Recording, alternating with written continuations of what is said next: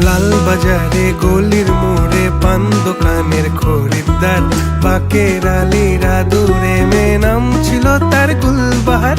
লাল বাজারে গলির মোড়ে পান দোকানের খরিদ্দার, বাকের